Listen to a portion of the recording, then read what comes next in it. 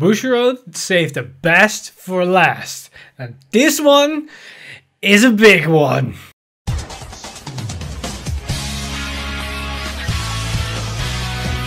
Stand up, Vanguard! Hey Cardfighters, welcome back to another Cardfight update, and today Bushiroad revealed the last VR for Aerial Steed Liberation, and it's none other than the VR for Narukami. And this thing is pretty damn insane. It's an incredibly strong card that at the same time is very hard to argue what is the downside of the card, but it has some flaws, but that's what we're going to talk about in a minute when we're going to study the cards. And at the end of the video, we also got a very nice surprise, as we got some leaks for the monthly Bushiroad for the set for AL4. So without further ado, let's jump right into these new reveals, as there are some spicy things to talk about. First off, we have the grade 2 that synergizes with the new VR, and that is Supreme Army Eradicator Zuitan. And he got 2 skills, which his first one is Auto Rearguard Circle. When your opponent's rearguard is bound during your turn, this unit and all Eradicator Gauntlet Buster Dragon on your Vanguard circle or Rearguard circle get power plus 5k until the end of turn. So for every bound card, this unit as well as your Vanguard and Rearguard Gauntlet Buster Dragon will gain 5k power. This is very similar to Dusty Plasma Dragoon that also gave himself and the unit behind him plus 5k power when something is bound. However, the major difference between this card and that grade 2, that's one, it's not a once per turn, so you give more units more power the more units you're binding this turn, but also it's not in one column, so multiple attacks will benefit from it, and it's not limited to only 2 units as it's stated for every Vanguard and Rearguard circle. So if you have another copy on the Rearguard circle as well as your Vanguard circle, then 3 units will gain additional 5k power, and it can be 4 or it can be 5 depending on how many you have on the Rearguard circle. And also if you have multiple of these grade 2s, then that power will stack for all your Gauntlet Buster Dragons, as all those Buster Dragons will gain 5k power for each of these Zuitans on a Rearguard circle for every retire. So that power can really rank up pretty damn fast in the right scenarios. But also this Zuitan has a second skill, and that's Auto Rearguard Circle. At the end of the battle that attack the Vanguard, if there are no Rearguards in your opponent's front row, put this unit into your soul and draw a card. So this is very similar to the Coral Assault that we've seen for Aqua Force. And that's a very solid skill that can help the deck with going faster through the deck, getting the key pieces in your hand, and enable you to do the right place in the later stage of the game. As well as an anti-control option, as when you're facing up against something like Kagero or Shadow Paladin or maybe a Narukami player itself, then this card can still give you some value out of it without losing it through their retire skills. So overall, a very solid and versatile card. Now let's take a look at Gauntlet Buster Dragon himself. That is going to complete the whole package of all these new cards, as well as older cards that were maybe a little bit wonky with the cards that we got in the first support wave for Narukami. So here is Eradicator Gauntlet Buster Dragon, and it got 2 skills. First one is Continuous Vanguard Circle. During your turn, this unit gets power plus 5k and critical plus 1 for each open Rearguard circles. So yeah, that's pretty nuts, as against Force and Protect, it can easily gain an extra 10k and 2 crits without really using a lot of effort. And that's already pretty damn good, as it's very similar to the Troldeck grade 3 Great Composure Dragon that has the same beneficial effect with power. But then on top of that, it also gains crit. But that isn't where the card stops, as it has a second skill, and it's Act on Vanguard Circle, cost Counterblast 1, and discard a card from your hand and bind all of the rearguards in your opponent's front row. You may move all the rearguards in your opponent's back row to the rearguard circles in the same column. So not only can it do a complete front row field wipe, but it can also pull the back row units to the front row and then make them vulnerable for other control options. And it doesn't state once per turn. So you can then use the skill again to then retire those 2 back row units that you just pulled to the front row. But it states may, so you can also just leave them in the back row so you can benefit from its first continuous skill because you just emptied the front row circles. Yeah, this is pretty damn strong, and against Axel this is devastating, as it clears out an entire exile field, but at the same time it can easily gain 15, maybe 20k power with 3 to 4 crits, and this can be higher against an exile deck that can ramp up the exile markers pretty fast, like Gold Paladin as well as Great Nature. And if we combine it with the Grade 2, that gives the Vanguard Great Composure Dragon as a Vanguard the Rigor Circle, as well as himself 5k power for every unit that is bound that turn.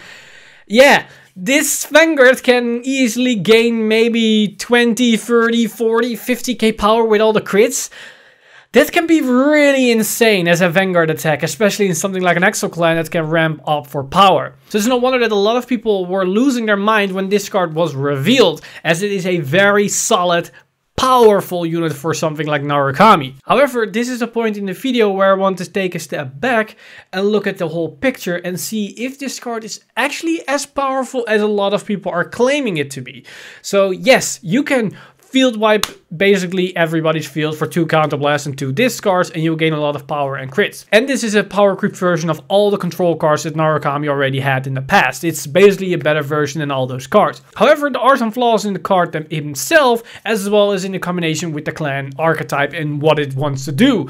First off, it's just a giant beatstick without anything. So against protect decks, yeah, it's probably not going to amount to much, as they can just perfect guard it with the protect markers as well as their normal draw PGs. It will probably not amount to much. It does have the same play as Gustblaster Dragon, where you can basically grind them out for late game because they can never take your Vanguard, as that will mean that they're probably gonna die. It's a lot easier to do with this than in case of Gustblaster Dragon. However, what will set this apart from Gustblaster Dragon as Shadow Paladin, Narukami in this new build will have way less of defense capabilities. Their defense is going down, as well as their overall control option, because there is no actual reason to play your other grade 2s that use a counterblast for a bind, as this unit can do that for way less and more efficiency. So probably the new Narukami that's focused around this card will be more about just putting units to the field and be aggro and just gain a lot of power and maybe restand with some rear guard potential and that kind of stuff than outright binding. It's not more about control itself, as this card does all the control by himself. So this means that you probably have a lot of more room to play against Narukami, as not every card is out there to get you or get some value out of you. It's just now more of an Exile way of playing that is very aggro playstyle, and then finishing off with something like a Eradicator Gauntlet or Buster Dragon. But the reason why it's less defensive is the way how this card is designed. It is a counterblast and a discard. We have seen this before in Narukami. It's with the previous VR Deathsonic Drill Dragon. It also is a counterblast and a discard. But there is a major difference between discard and that card. Discard is just a twin drive with a discard. So in the turn that you're using the skill, you're actually gonna -1 on card advantage that you would get that turn.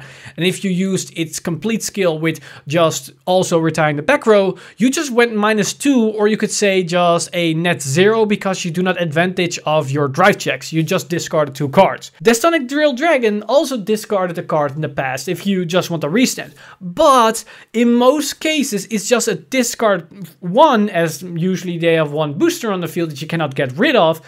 But you restand and you get an extra drive check. So in case of card economy, you'll still be on a +2 for your drive checks. You did not really throw card advantage away. And in a lot of scenarios that I've experienced for myself while playing the deck, you usually don't have to discard on your first Tectonic's Drill skill, as usually your opponent has an empty field or only called front row units that you can then bind away. So you can restand with your Vanguard for free.